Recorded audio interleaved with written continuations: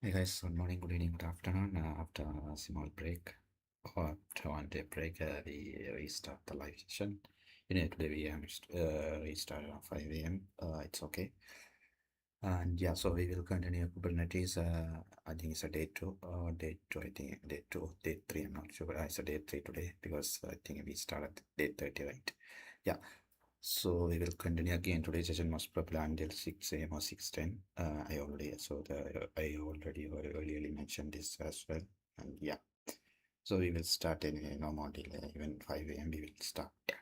Thank you.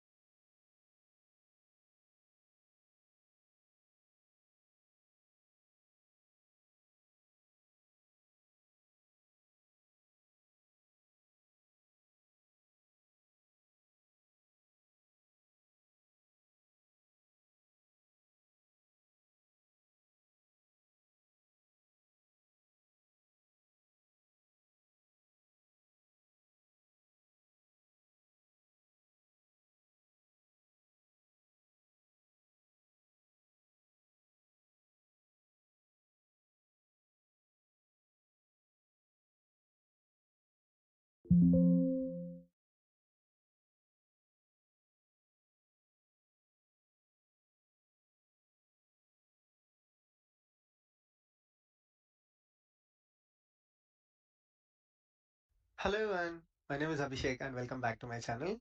So first of all, I would like to say sorry for the delay. I was stuck in some other issue so I couldn't upload the video on time, but yeah, it's never too late.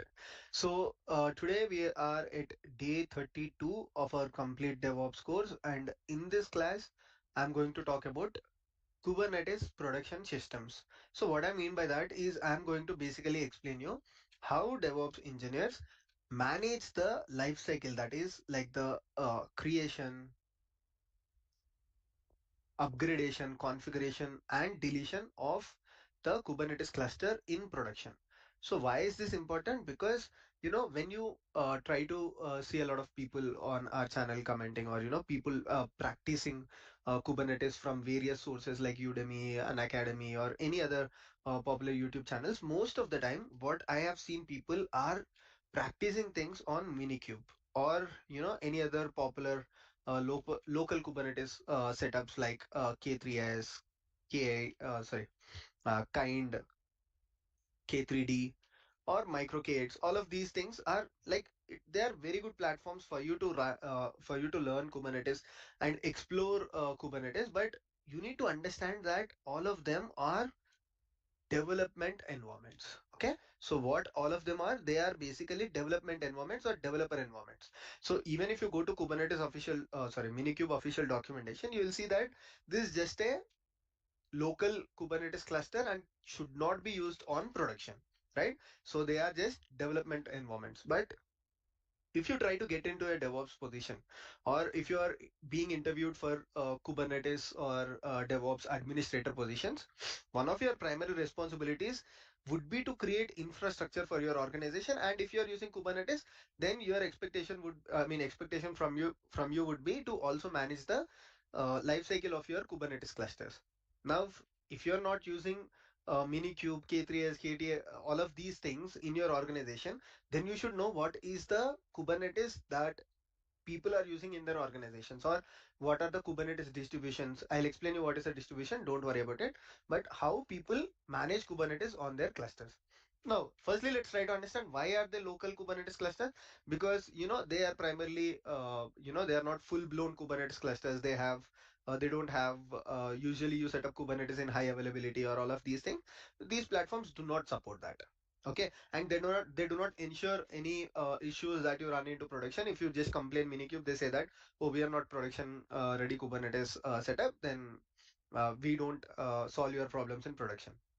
Okay, so saying all these things, let's try to understand how organizations, DevOps engineers, cloud engineers manage their Kubernetes clusters in production systems. Okay, so before that, you need to understand that what is a Kubernetes distribution and what are the popular Kubernetes distributions, because this is where your interview is going to be. So people will not ask you questions on Minikube. People will not ask you questions on K3s. Whereas people will ask you what Kubernetes distribution have you used in your production.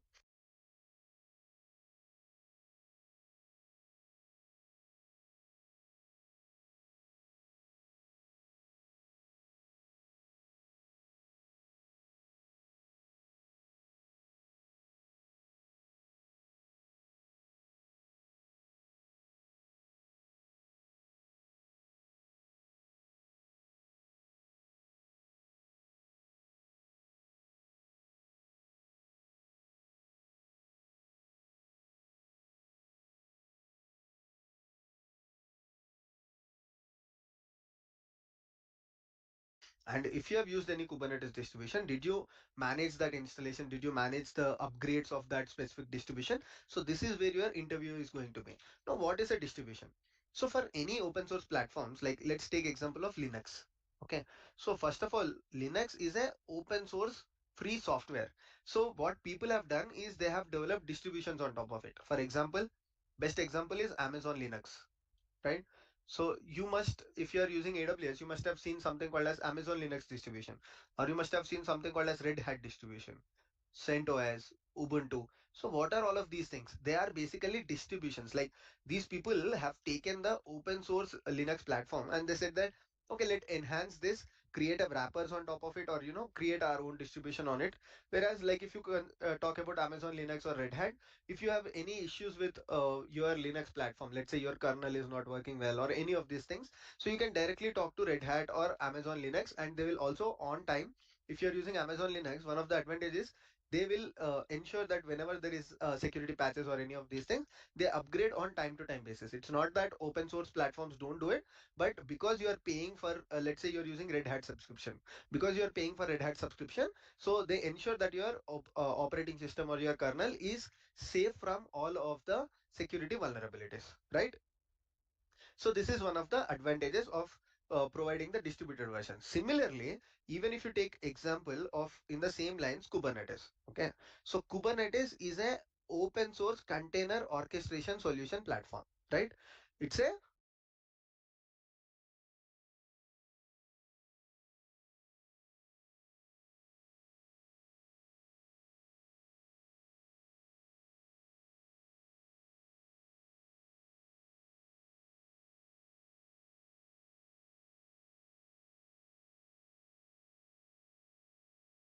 open source COE platform, container orchestration engine or container orchestration solution. So what people have done is they have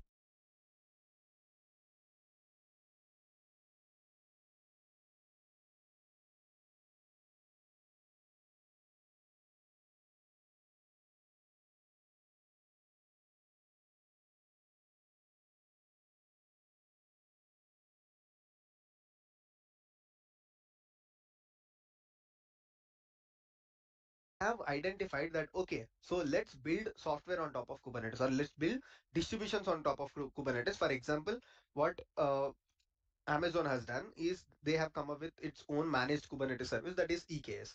Or what Red Hat has done is they came up with their open, distribution called OpenShift. VMware has Tanzu.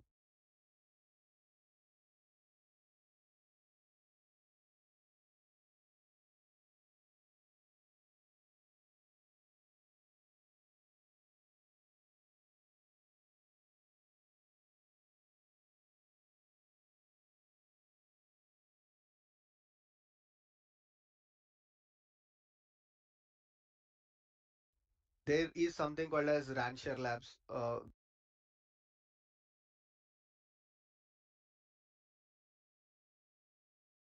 which has created something called as Rancher. So all of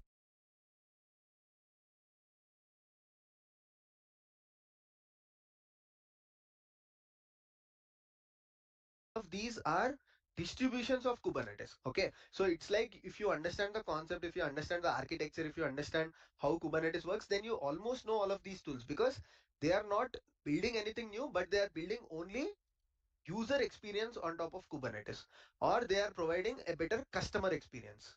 Okay, what is customer experience? Let's say you have any issue with EKS. So you know that you can raise a support ticket with Amazon and it will get resolved as soon as possible because you are paying for EKS. Okay, whereas if you create EC2 instances, okay, and on top of EC2 instances, if you are installing Kubernetes on your own, then if you tell Amazon that, oh, okay, I went into some issue on Kubernetes, then Amazon will tell you, let us know if you ran into some issues on EC2, because that is the software that we are providing you, or that is the IaaS tool compute that we are providing you. Kubernetes is something that you have installed by your own. If you want support from us on Kubernetes, get into our managed Kubernetes service, that is EKS. Yeah, that is EKS. So there are various distributions of Kubernetes, and why the distributions are popular, because these distributions provides you support. Tomorrow, if you land into some issue with Kubernetes, the open source platform, they will definitely help you, but they have their own timelines, right? So they cannot say that, okay, customer XYZ is running into some issues on Kubernetes, so let me fix their issue.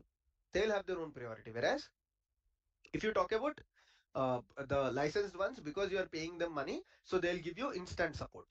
Okay, but what is the order of these distributions, like which distribution is very popular and which distributions are widely used? This is very important again, is because if you are giving an interview, you cannot say that you are using my Minicube on your production system, then your interviewer will immediately reject you. So you should tell them that, okay, I'm using one of these systems, and what are these one of the systems? Firstly, Kubernetes itself. So now you might ask me, Abhishek, you just told me that Kubernetes is a open source software. Are these you on your production system, then your interviewer will immediately reject you. So you should tell them that, okay, I'm using one of these systems, and what are these one of the systems? Firstly, Kubernetes itself. So now you might ask me, Abhishek, you just told me that Kubernetes is a open source software, you don't have support to it. So I did not tell you that you don't have support to it, but it's not a managed, or it's not a distributed, or it's not a platform that is provided by any enterprise like Amazon or Red Hat or anybody who gives you instant support. But the thing is that, let's say you are working in an organization that has some hundreds of Kubernetes clusters on their production. Okay. Now, or they have one single Kubernetes cluster, but with hundreds of nodes or thousands of nodes. Okay. Now, to run these applications, to test these applications, there can be 100 developers, okay, or there can be 100 teams with 10,000 developers. Now, if you ask each and every developer to create a EKS cluster, then all of your organization revenue will just go into EKS.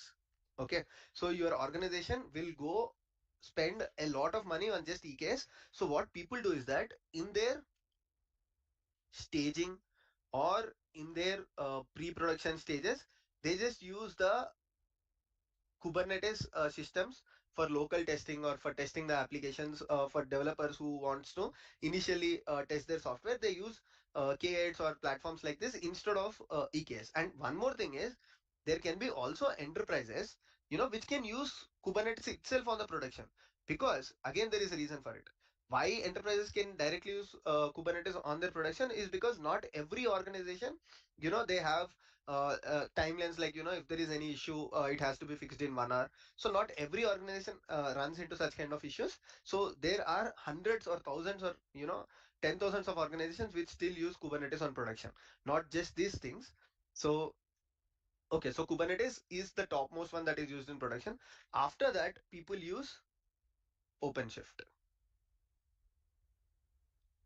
And after that, so I have done some research on these things, read some articles, and this is the order. So after that, people use Rancher. Then there is something called as VMware Tanzu. Then comes your EKS, AKS, GKE, Docker Kubernetes engine. So all of these things falls after that. No, I'm not comparing Docker Swarm with this because they are all Kubernetes distributions. Okay, Docker Swarm is a different container orchestration engine itself. Okay, but these things are Kubernetes distributions. There is a difference between both of these things, right? Okay, so now as a DevOps engineer, you should always project yourself to an interviewer that you are not using Minikube or micro K8s or kind of these things on your production system, but you are using one of these things on your production system. So what is the difference between installing Kubernetes directly versus installing Minikube? So if you are using or installing Kubernetes, that means to say that you are installing Kubernetes with all the capabilities for an enterprise. Okay, for example, just give an example. Minikube can run on a single node architecture with just two CPUs and 4 GB RAM. Whereas if you are actually dealing with your Kubernetes cluster in production, you will need a lot of capabilities. Like your etcd itself will take a lot of storage and memory, and then you have your EBS volumes if you are installing on AWS, of course, or else if you have your storage related things and you have all of your components that are in full blown capacity. So that's the difference between Minikube and Kubernetes. And one more question, lot of both of these things, right? Okay, so now as a DevOps engineer, you should always project yourself to an interviewer that you are not using Minikube or micro K8s or kind of these things on your production system, but you are using one of these things on your production system. So what is the difference between installing Kubernetes directly versus installing Minikube? So if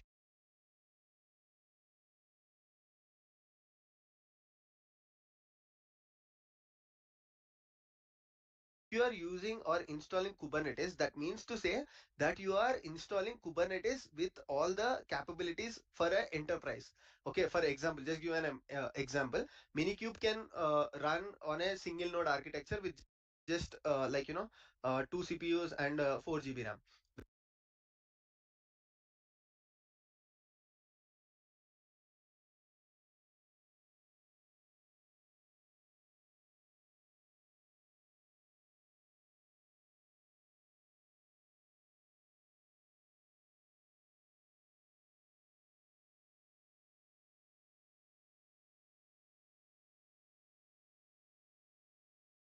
Whereas if you are actually dealing with your Kubernetes cluster in production, you will need a lot of capabilities. Like your etcd itself will take a lot of storage and memory, and then you have your EBS volumes if you are installing on AWS, of course, or else if you have your storage related things and you have all of your components that are in full blown capacity. So that's the difference between Minikube and Kubernetes. And one more question before I show you the demo in live, because I know you are all very excited about the demo. I'm going to show you how we are going to install, not like Minikube or something, but we will use a tool called KOPS, Kubernetes Operations, and I'll show you how in real a cloud engineer or DevOps engineer installs and manages their hundreds of Kubernetes clusters. Okay, but one more question is, what is the difference between Kubernetes and EKS? Okay, so the difference between Kubernetes and EKS is, if you are installing a couple of EC2 instances and if you install Kubernetes on top of it and make a cluster, that means to say that you are managing this Kubernetes cluster, and Amazon will not provide you any support on issues with the Kubernetes, whether it can be misconfiguration or whether it can be any kind of issue on Kubernetes. Whereas if you are using EKS, then you get support from Amazon. That's the only difference. Rest of the things on EKS, they, because this is a managed and supported solution by Amazon, they just have some wrappers, they have some additional scripts, they have something called as EKSCTL. So You can consider this as again like a distribution of Kubernetes that is provided by Amazon, which has some additional wrappers, which has some additional plugins and command line options. But end of the day, the solution is the same. Okay, now let's move on to the topic for today. That is how DevOps engineer manage their hundreds of clusters on production.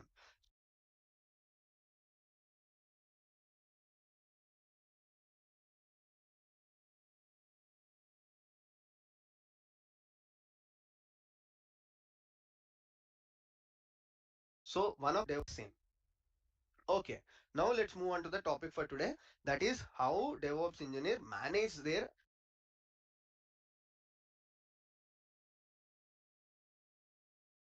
hundreds of clusters on production.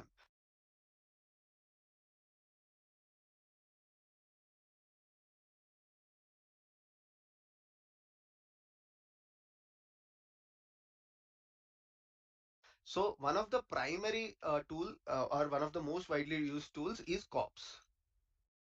That doesn't mean that there are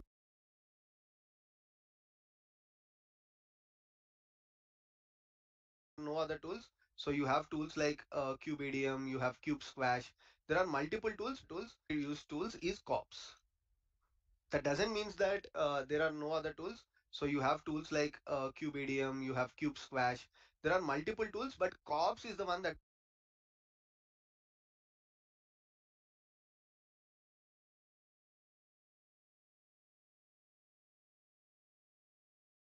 is most widely used. So let's talk about COPS. So initially, if you talk about 4 years, 5 years back, or 6 years back, KubeADM was the one that was most widely used. And even I started learning Kubernetes or creating the clusters using KubeADM.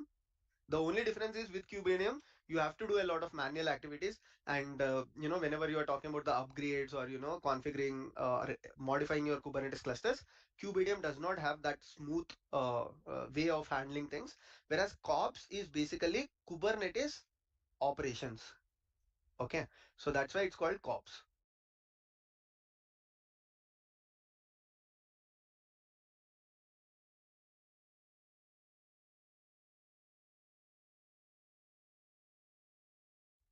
Kubernetes operations, right? So what COPS brings you is for a DevOps engineer, one of the most important thing is not just the installation, but you have to deal with upgrades, right? Then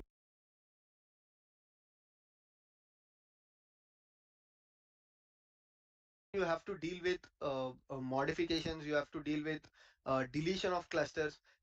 So all of these things, which is called as a life cycle thing, so that's why it's called COPS. Kubernetes operations, right? So what COPS brings you is for a DevOps engineer, one of the most important thing is not just the installation, but you have to deal with upgrades,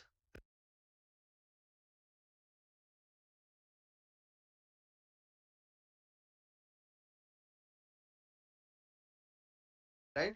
Then you have to deal with modifications, you have to deal with deletion of clusters.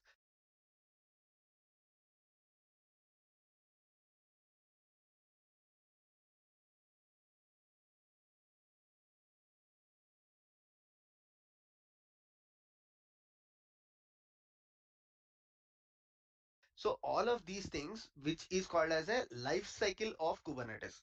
Okay.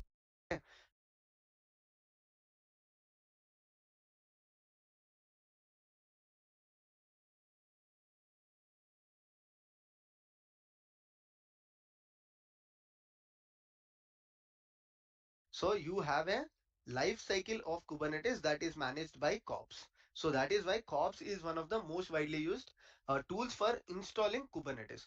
Whereas if we go for the other options, let's say if you go back to the previous slides, so you have OpenShift, you have Rancher, you have Tanzu. So all of these things have their own set of installations. And like say, let's say you have to install OpenShift. So what you will do is, let's say you want to project yourself as a DevOps engineer who knows OpenShift and who works on OpenShift. So what you can do is you can go to the OpenShift docs and you will see that OpenShift provides you a lot of Ansible playbooks.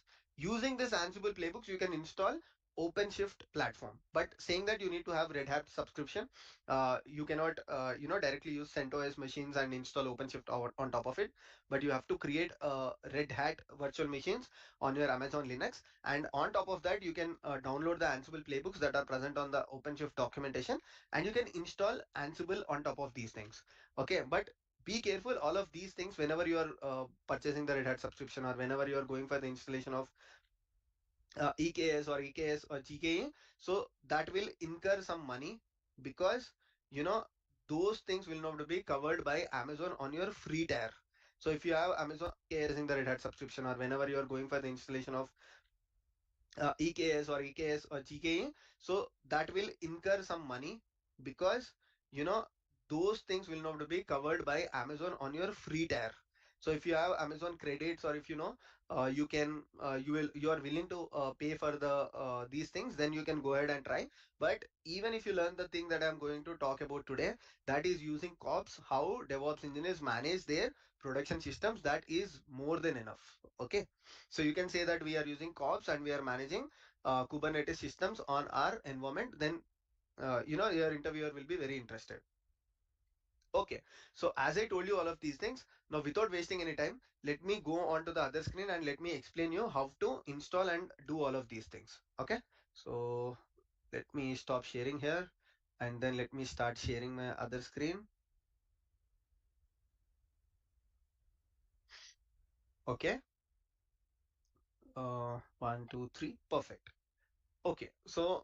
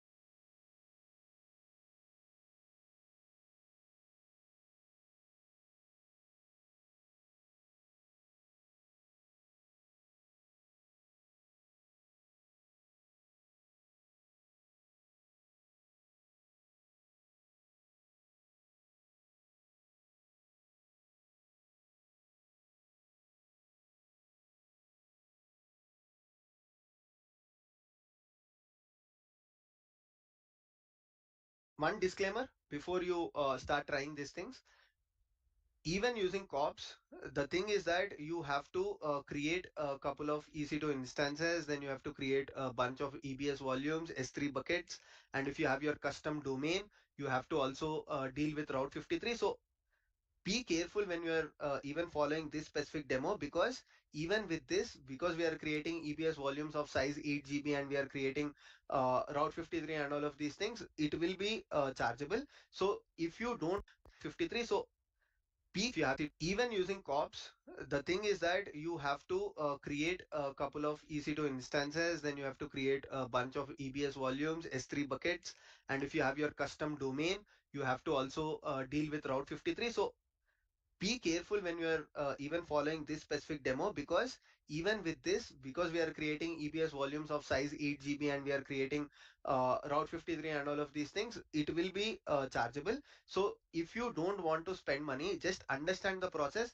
That would be even more than enough. Or else, even with this, because we are creating EBS volumes of size 8 GB and we are creating Route 53 and all of these things, it will be chargeable. So if you don't want to spend money, just understand the process. That would be even more than enough. Or else I'm going to show you a trick using which you can create the Kubernetes cluster without actually paying money, or without actually uh, going into the AWS billing. Okay. So the first thing that you would do is configure the AWS CLI itself, right? So if you want to create this Kubernetes clusters, you can follow this specific GitHub repository called Kubernetes Zero to Hero, where I have written the steps, each and everything. Like, you can simply follow these steps and understand the process, or you can try out by yourself as well. So start this repository. In future, I'm going to add more and more contents regarding Kubernetes into it. So going to add more and more contents regarding Kubernetes into it. So firstly, there are three prerequisites for this specific installation. You need to install Python 3 because AWS CLI requires Python 3, and you also need kubectl because you are going to play with your Kubernetes cluster. If you just want to install and leave it, then you don't need kubectl. Okay, if you just want to learn the installation. So Python 3 and AWS CLI are the dependencies. So either you can carry out this specific demo on your personal laptop, or you can also do it on your AWS. Okay, so if you want to do it on your AWS, you can create a EC2 instance. In all our previous videos, we were using Ubuntu. So create a Ubuntu instance, and then you can basically run this command so that your AWS CLI, Python, and Kubernetes is configured. Okay, so these are the steps that are required for the dependencies. So I'm not going into the dependencies because I have explained all of these things in the previous classes as well, how to install Python 3, AWS CLI, and kubectl. If you haven't followed, the steps are also available in this specific GitHub document. Just get the repositories that are required, and then perform an apt update, then install Python, kubectl, and then set them to the path. That's it. Now we'll proceed to the installations per day, that is kops. So kops, like I told you, is the hero for today because we are dealing Kubernetes operations using kops. So if you again on Ubuntu, just execute these specific commands. So I have already done, if you see in my case, if I just run kops, you'll see that kops is installed on my machine. Okay, so just follow the steps. That's it. I'm not doing anything more than that.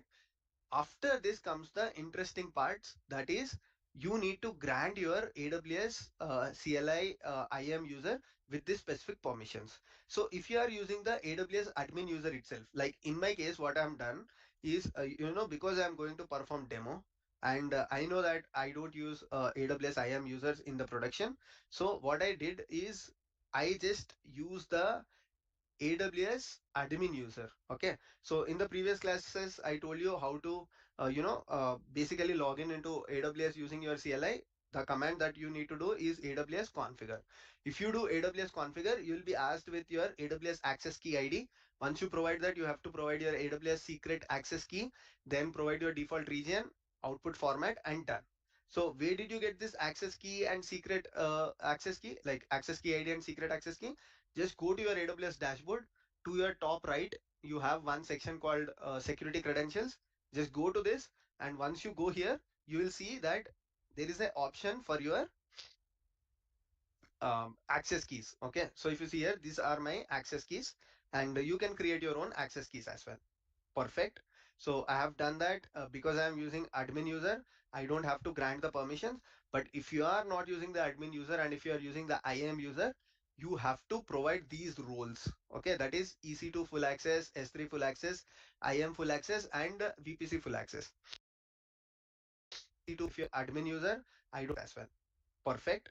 So I have done that because I am using admin user. I don't have to grant the permissions.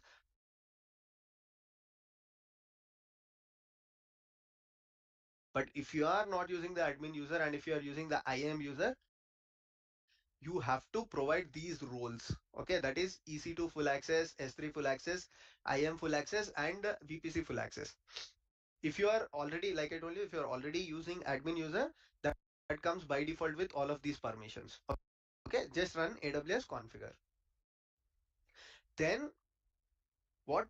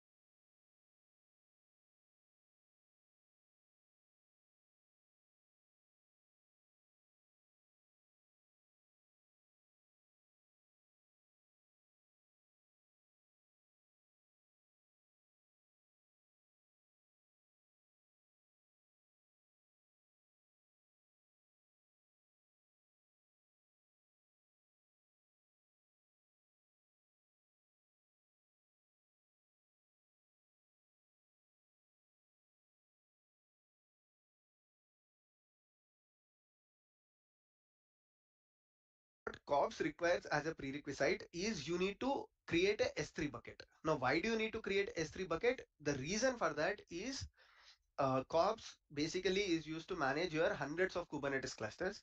And to manage these hundreds of Kubernetes clusters, it is very easy if COPS can store all of the configurations of your Kubernetes clusters in S3 bucket. Okay, so it just needs a storage service. So S3 is offered as one of the storage services. So you need to just copy this command. Okay, click on the copy button, come here and just create the bucket. Okay, so I'll just create the bucket as COPS Abhi storage 1. Okay, so make sure that you change this specific thing. If you are using the same thing, then your S3 command will fail, saying that the specific thing is already present. That is, the specific AWS bucket is already present. After this, you go to the COPS command. That is to create your Kubernetes cluster. So if we debug this command, firstly COPS, we are doing create cluster, name of the cluster, S3 storage that we have just created, and then we provide what zone it has to be created, which region it has to be created, then how many node count, like do you want a Kubernetes cluster with 1 node, 2 node, 100 node? So you can provide whatever you would like to, and then provide the size of the node, that is T2 micro or macro or whatever you would like to use. Finally, provide the EBS volume size. Okay, so this is the simple command. You can just copy paste the command as is, and then what you will do is just modify the S3 bucket name in the specific command. I just said -1, and also modify the name of the cluster according to your wish. One thing to remember here is I am using cluster with name K8s local. So the domain that I'm using is a local domain. But in production systems or in your organizations, you will not use this local domain. Instead, you will use something like Amazon.com, Google.com, or if your company is called XYZ, then XYZ.com. And one additional step would be you have to configure this domain in your Route 53. That's the only additional step. Rest all the steps are the same. So once you do this, your Kubernetes cluster is created. So one tip that I'm going to give you here is stop the actions here itself, because after this you have one specific command.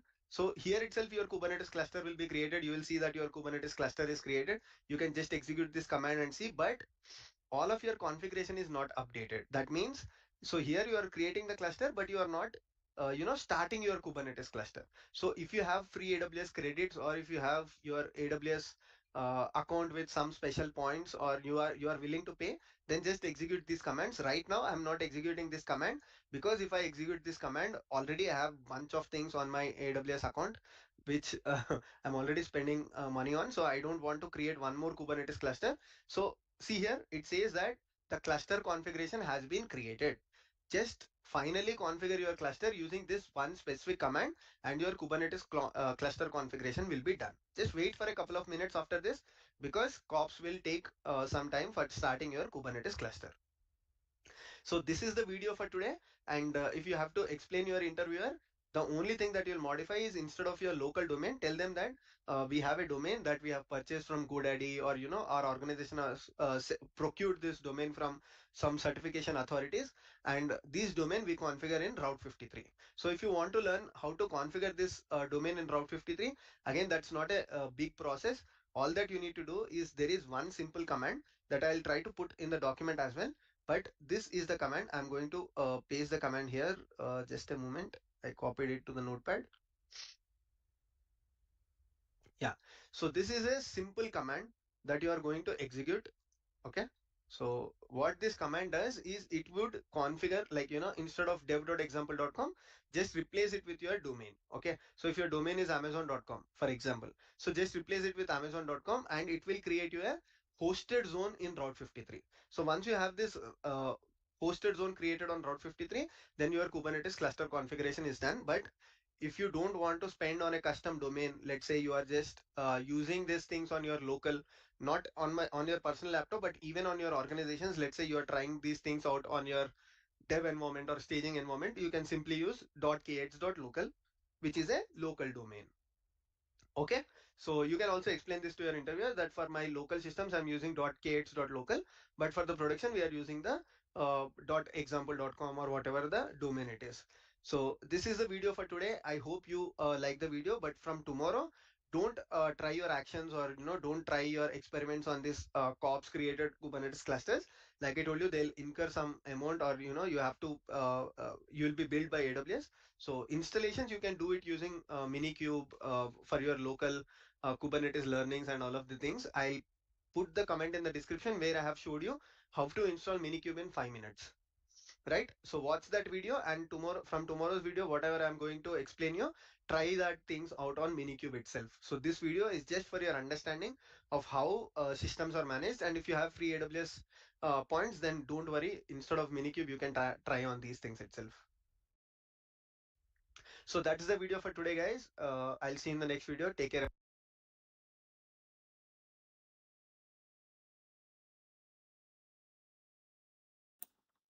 So guys, as I mentioned, today we are continuing the Kubernetes. So today specifically we understand how to set up the environment, like Kubernetes operation or corpse.